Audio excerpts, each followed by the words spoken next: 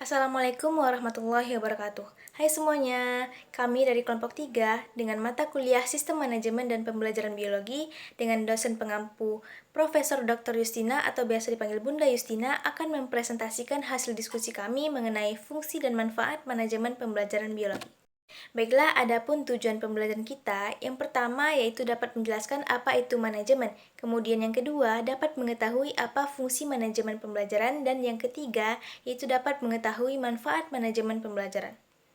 Kemudian pokok pembahasan kita pada materi kali ini, yang pertama ada pengertian manajemen, kemudian yang kedua ada fungsi manajemen pembelajaran, dan yang ketiga ada manfaat. Baiklah, saya akan menjelaskan tentang pengertian manajemen menurut beberapa ahli yang telah dikutip oleh B. Siswanto. Nah, yang pertama adalah menurut John Demilet. Menurut John Demilet, manajemen adalah suatu proses pengarahan atau pemberian fasilitas kerja kepada orang yang diorganisasikan dalam kelompok formal untuk mencapai suatu tujuan. Yang kedua adalah menurut James A.F. Stoner dan juga Charles Dunwankel. Menurut mereka, manajemen adalah proses perencanaan, pengorganisasian, kepemimpinan, dan upaya anggota organisasi dan penggunaan seluruh sumber daya organisasi lainnya demi terwujudnya suatu tujuan organisasi.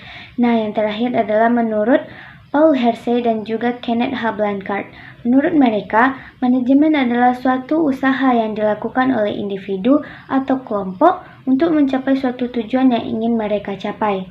Baiklah, materi selanjutnya akan disampaikan oleh rekan saya. Ini saya akan menjelaskan materi mengenai fungsi manajemen pembelajaran.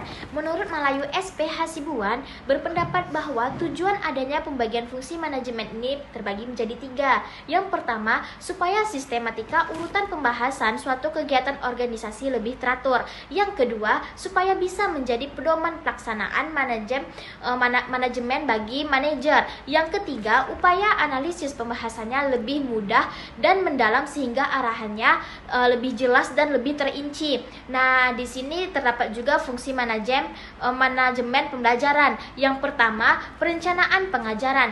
Perencanaan pengajaran ini suatu tindakan awal dalam proses pembelajaran, penentuan serangkaian tindakan untuk mencapai sesuatu hasil yang kita inginkan. Yang kedua, pengorganisasian pengajaran. Fungsi pengorganisasian ini merupakan proses yang menyangkut bagaimana strategi dan taktik yang telah dirumuskan di dalam perencanaan didesain dalam sebuah organisasi yang tepat dan tangguh, sistem dan organisasi yang kondusif, dan juga dapat memastikan bahwa semua pihak dalam organisasi dapat bekerja secara efektif dan efisien.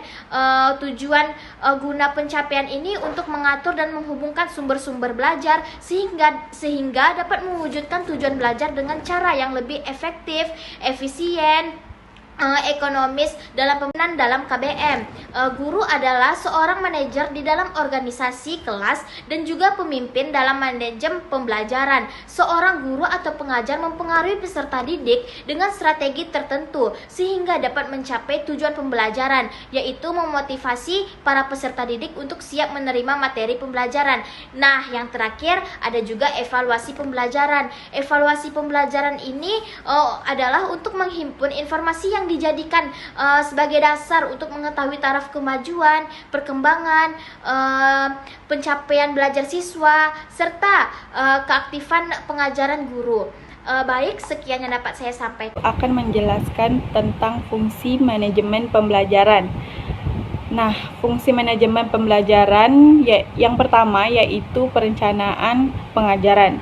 Jadi, perencanaan pengajaran ini merupakan tindakan awal dalam proses pembelajaran, di mana perencanaan ini sebagai penentuan serangkaian tindakan untuk mencapai sesuatu hasil yang diinginkan. Nah, yang kedua yaitu pengorganisasian pengajaran. Fungsi pengorganisasian merupakan proses yang menyangkut bagaimana strategi dan taktik yang telah dirumuskan dalam perencanaan didesain dalam sebuah organisasi yang tepat dan tangguh, sistem dan organisasi yang kondusif, dan dapat memastikan bahwa semua pihak dalam organisasi dapat bekerja secara efektif dan efisien guna pencapaian tujuan untuk mengatur dan menghubungkan sumber-sumber belajar sehingga dapat mewujudkan tujuan belajar dengan cara yang lebih efektif, efisien, dan ekonomis dalam pembelajaran aktif, kreatif, dan efektif. Yang ketiga yaitu kepemimpinan dalam KBM. Nah, guru adalah sebagai seorang manajer di dalam organisasi kelas dan pemimpin dalam manajemen pembelajaran. Seorang guru atau pengajar mempengaruhi peserta didik dengan strategi tertentu sehingga dapat mencapai tujuan pembelajaran, yaitu memotivasi para peserta didik untuk siap menerima materi pembelajaran. Yang terakhir yaitu evaluasi pembelajaran. Jadi evaluasi pembelajaran adalah untuk menghimpun informasi yang dijadikan dasar untuk mengetahui taraf kemajuan, perkembangan, dan pencapaian belajar siswa, serta keefektifan pengajaran guru. Nah, jadi sekian materi dari saya. Materi selanjutnya akan dijelaskan oleh rekan saya. Terima kasih. Ini saya akan menjelaskan mengenai manfaat manajemen pembelajaran. Yang pertama yaitu memudahkan para pendidik untuk menyampaikan tujuan belajar mengajarnya kepada peserta didik. Nah, di sini maksudnya ketika kita mempunyai indikator-indikator pencapaian apa saja yang kita ingin capai kepada peserta didik, otomatis ketika indikator-indikator itu tercapai, maka tujuan kita juga tercapai kepada peserta didik tersebut. Yang kedua, mempermudah pendidik dalam menentukan dan memilih kegiatan dan media pembelajaran. Nah, media pembelajaran ini bisa berupa LKPD, PPT, atau juga dengan alat-alat yang ada di laboratorium. Nah, yang ketiga, mempermudah pendidik dalam mengondisikan penyusunan bahan ajar. Nah, ketika kita ingin mengajar, otomatis kita harus mempunyai bahan ajar atau materi-materi apa saja yang kita ajarkan kepada murid-muridnya. Nah, ketika kita mengetahui indikator-indikator apa yang harus kita capai pada minggu itu, nah, ketika kita sudah mengetahuinya, otomatis kita juga mengetahui atau juga dengan mudah untuk menyusun bahan ajar tersebut. Nah, yang keempat, mempermudah pendidik dalam melakukan penilaian kepada peserta didik. Nah, ketika kita sudah mengetahui apakah peserta didik itu sudah paham dengan tujuan-tujuan pembelajaran tersebut, otomatis kita dengan mudah juga untuk mengetahui atau untuk menilai peserta didik tersebut. Nah, sekian jumpa materi dari saya. Selanjutnya akan dilanjutkan oleh teman-teman. Manfaat manajemen pembelajaran yang berikutnya yaitu membantu memperoleh cara, teknik, dan metode yang sebaik-baiknya dilakukan sehingga sumber-sumber yang sangat terbatas seperti tenaga, dana, fasilitas, material maupun spiritual dapat manfaat dengan baik guna mencapai tujuan pembelajaran secara efektif dan efisien. Yang keenam yaitu sebagai usaha dan kegiatan yang meliputi pengaturan seperangkat program pengalaman belajar yang disusun untuk mengembangkan kemampuan peserta didik sesuai dengan tujuan sekolah. Kemudian kita masuk kepada kesimpulan. Nah, jadi manajemen merupakan suatu upaya pemberian bimbingan dan pengarahan melalui perencanaan, koordinasi, pengintegrasian, pembagian tugas secara profesional dan proporsional, pengorganisasian, pengendalian, dan pemanfaatan sumber daya yang ada untuk mencapai tujuan yang telah ditetapkan bersama.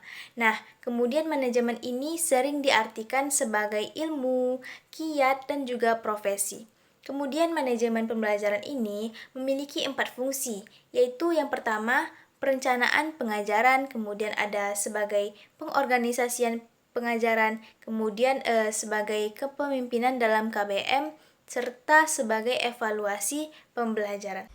Yang ketiga yaitu manfaat dari manajemen pembelajaran. Yang pertama yaitu memudahkan dalam menyampaikan tujuan kegiatan belajar mengajar kepada peserta didik, sehingga peserta didik dapat belajar dengan mandiri.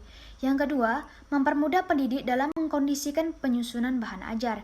Yang ketiga, mempermudah pendidik dalam menentukan dan memilih kegiatan dan media pembelajaran yang sesuai karakter materi.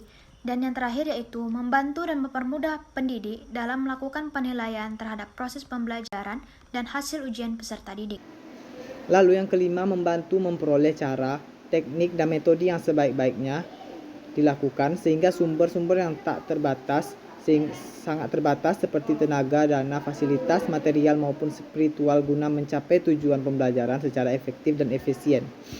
Lalu yang keenam, usaha dan kegiatan yang meliputi pengaturan seperangkat program pengalaman belajar yang disusun untuk mengembangkan kemampuan peserta didik sesuai dengan tujuan organisasi atau sekolah. Sekian dari kesimpulan. Terima kasih.